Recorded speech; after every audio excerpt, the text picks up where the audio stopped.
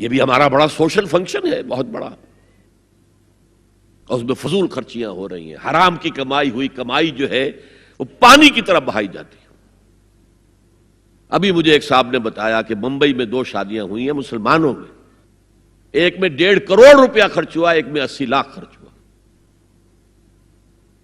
ہم نے وہاں اصلاحی تحریک شروع کی، ضیاء الحق صاحب نے بھی کوشش کی تھی، آرڈیننس پاس کیا تھا، لیکن یہ چیزیں قانون سے نہیں۔ آپ کہیں کہ کسی دعوت میں 50 سے زیادہ مہمان نہیں آئیں گے، وہ 100 آ گئے تو زیادہ زیادہ یہ ہوگا پولیس والوں کو رشوت کا کھاتا کھل گیا، جو یہ پیسے لے جائیے صاحب۔ کبھی کبھی وہ پکی پکائی جگہ لے جا کے اپنے تھانے میں بیٹھ کے کھاتے تھے،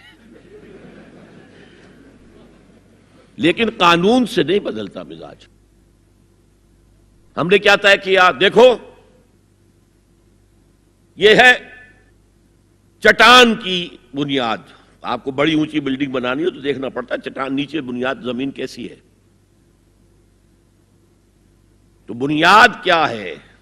آپ سادگی کرو، سادگی کرو، سادگی کرو، یہ واسطہ بے معنی ہے بالکل، اس لیے کہ غریب کی سادگی کچھ اور ہے، امیر کی سادگی کچھ اور ہے، سادگی کے ایک معنی تو نہیں ہے۔ لہذا کوئی جو ہے راک فاؤنڈیشن وہ تلاش کی جائے، وہ ہم نے کی تلاش۔ جو تقریب حضور سے صحابہ سے ثابت ہے ضرور کرو، ضرور کرو، ضرور کرو، عضوا علیہا بالنواجذ، اپنے دانتوں سے پکڑ لو اس کو۔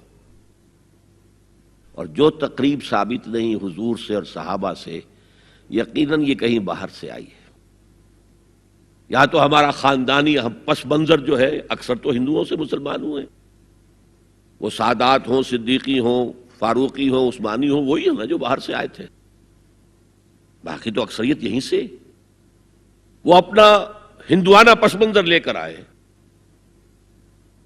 تو جس کا ثبوت صحابہ کے دور میں نہیں، وہ یقیناً باہر سے آئی ہوئی چیز ہے، اس میں پھر سادگی نہیں، اس میں کمی نہیں، جڑ سے کاٹو اس کو۔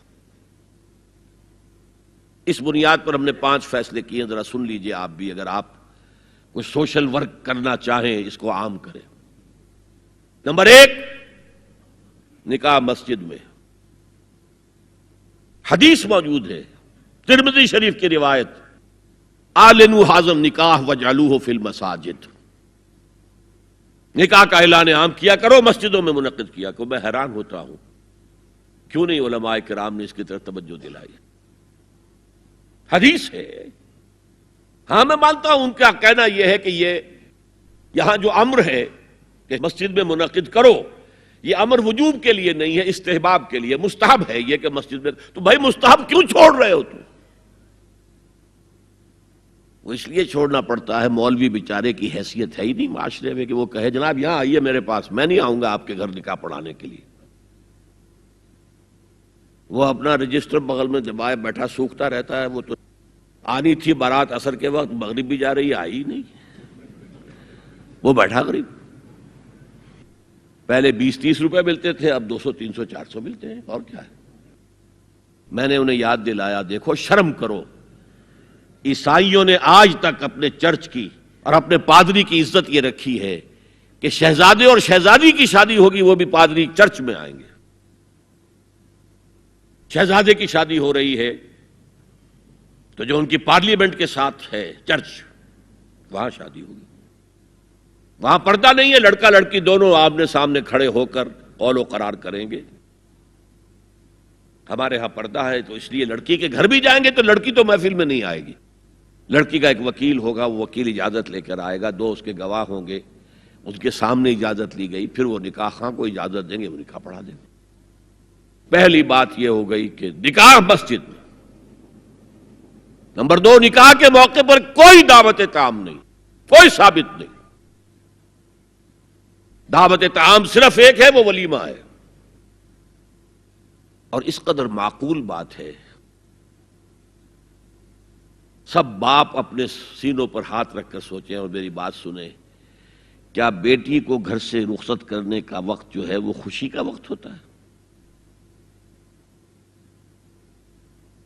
جب بیٹی گھر سے جا رہی ہو، کوئی جانور بھی آپ قربانی کے لیے، کوئی مینڈھا کو بکرا لے آئیں 8-10 دن پہلے اور بچے مانوس ہو جائیں، تو وہ جب آپ ذبح کرتے ہیں تو پچھاڑے کھاتے ہیں کہ نہیں بچے؟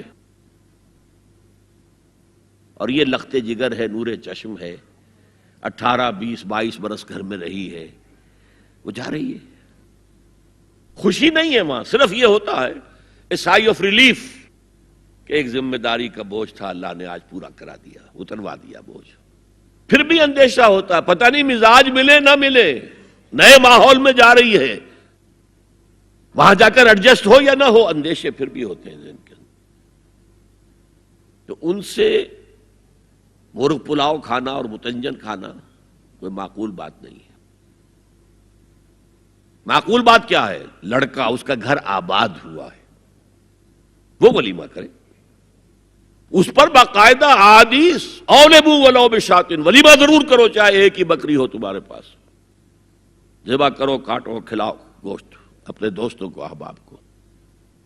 یہاں تک کہا کہ بے طعام الولیمہ، برا کھانا ہے ولیمے کا کہ اس میں غریبوں کو نہیں بلایا جاتا۔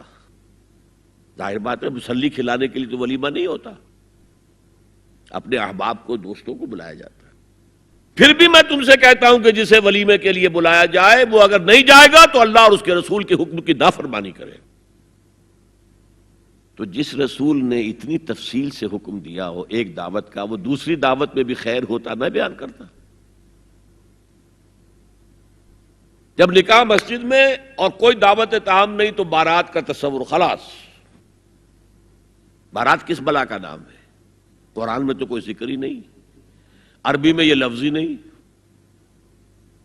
اجتماع طرفین مسجد میں ہوا، نکاح ہوا، لڑکی کو، حضرت فاطمہ کو رضی اللہ تعالی عنہا، کچھ خواتین جا کر چھوڑ آئی تھی اس حجرے میں جو ایک انصاری صحابی نے حضرت علی کو دیا تھا، ان کا تو کوئی گھر بھی نہیں تھا۔ کوئی حضرت علی آئے ہوں اور آ کر وداع کرا کے لے کے گئے ہوں، کچھ بھی نہیں۔ چوتھی چیز، جہیز کا کوئی تصور اسلام میں نہیں، خالص ہندوانہ رسم، خالص ہندوانہ رسم، خالص ہندوانہ رسم۔ ہندوؤں میں کیوں ہے؟ وہ اس لیے ہے، معقول بات ہے کہ لڑکی کا وراثت میں کوئی حصہ ہے ہی نہیں، وہ تو جب گھر سے نکل رہی ہے کچھ دے دلا کے رخصت کر دو، دان دہیج، یہ خیرات ہے، لڑکی کا حق کوئی نہیں ہے گھر پر۔ اسلام میں تو لڑکی وارث ہے، والد فوت ہوں گے وراثت تقسیم ہوگی، والدہ فوت ہوں گی کوئی ان کی ہے ملکیت وہ تقسیم ہوگی۔ شادی کے موقع پر کوئی جہیز اسلام میں نہیں، قطعاً نہیں۔ غلطی سے حضرت فاطمہ کے جہیز کو جہیز کہہ دیا گیا، وہ جہیز کیا تھا؟ ایک پیسہ بھی حضور کے اپنی جیب سے نہیں تھا۔ اس شادی میں خاص بات کیا تھی کہ دولہا کے ولی بھی حضور ہی ہے، اور کون ہے؟ علی کا کون تھا مدینے میں؟ اور دلہن کے والد بھی حضور ہیں۔ اب حضور پوچھتے ہیں حضرت علی سے، تمہارے پاس مہر دینے کے لیے کچھ ہے؟ عرض کیا میرے پاس تو کچھ نہیں ہے۔ وہ فقراء صحابہ میں سے تھے۔ فرمایا مہر تو دینا ہے، تمہارے پاس ایک زرہ ہوتی تھی؟ جی ہاں زرہ تو ہے۔ انہوں نے یہ سمجھا زرہ تو جہاد کے لیے ہے، کوئی وہ دولت تو نہیں ہے۔ فرمایا جاؤ اسے بیچو یا گروی رکھ کے قرض لے کر آؤ۔ وہ گئے، حضرت عثمان نے خرید لی، اور کچھ دنوں کے بعد واپس کر دی ہدیتاً، یہ زرہ میں ہدیہ آپ کو کر رہا ہوں۔ اس وقت اگر کہتے چھوڑو علی، کہاں تو لو میں پیسے دے دیتا ہوں تمہیں، تو ان کی طبیعت پر بار ہوتا۔ اس پیسے سے حضور نے کچھ پیسے گھر بھیجے اندر، دلہن کو ذرا تیار کر دو، اور کچھ پیسوں سے وہ ایک گدا جس میں کھجور کی کھال بھری ہوئی تھی، اور 2 تکیے جس میں کھجور کی کھال بھری ہوئی تھی، ایک مشکیزہ، کنویں سے پانی تو لانا ہی ہے نا، ایک چکی، جو ہو یا گیہوں ہو پیسنا تو ہے نا، کوئی 1-2 برتن، اور اللہ اللہ خیر صلی اللہ، یہ تھا جسے جہیز کہتے ہیں، جس میں ایک پیسہ بھی حضور کا شامل نہیں ہے۔ وہ حضرت فاطمہ کا مہر تھا جسے بنایا گیا، ورنہ مدینے ہی میں دوسری آپ کی صاحبزادی کا نکاح حضرت عثمان سے بھی ہوا، کہیں ذکر ہے جہیز کا؟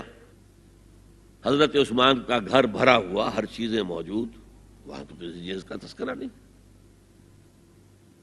بہرحال یہ شادی کو آسان کرو زنا کو مشکل بناؤ. یہاں شادی کے لیے 9 من تیل ہوگا تو رادھا ناچے گی، ورنہ یہ کہ بڑی ہو رہی ہے، عمر ہو رہی ہے، سب کچھ ہو رہا ہے، لیکن کچھ تقاضے تو ہے نا، آخر کچھ تو کرنا ہوتا ہے نا، آخر کچھ نہ کچھ لوگوں کو تو کھانا کھلانا ہی ہوتا ہے نا، بارات تو آخر آئے گی ہی نا، کچھ نہ کچھ تو دینا ہی ہوگا، کچھ جوڑے کپڑے، کچھ یہ. اسلام کا فلسفہ جو میں نے 4-5 باتیں آپ کو بتا، فلسفہ یہ ہے کہ لڑکی کے باپ پر 1 پیسے کا بوجھ نہیں. اس نے لڑکی پال پوس کے تمہارے حوالے کر دیا، اب اور کیا چاہتے ہو تم؟ سارا مرد آزماں مرد آفرین، مرد کو چیلنج دیا ہے، تم مرد ہو، مہر تم دو گے. اور سب سے بڑھ کر کیا ہو رہا ہے آج کل بھی ہوتا ہے، وہ ہمارے ایک کچھ کام ہوتے ہیں اسلامی، وہ بھی ہے، کچھ وہی ہندوانہ پس منظر. نکاح کی محفل میں چھوارے کون لے کے آتا ہے جی؟ لڑکے والے. اور پلاؤ کن سے کھاتے ہیں بھائی؟ جس کو تمہیں مرغ پلاؤ کھلا رہا ہے وہ چھوارے نہیں بانٹ سکتا تھا؟ یہ ہے اسلام اور غیر اسلام کا امتزاج. چھوارے لڑکے والے لے کر آئیں گے اور پھر دعوت اڑائیں گے لڑکی والوں کی طرف سے.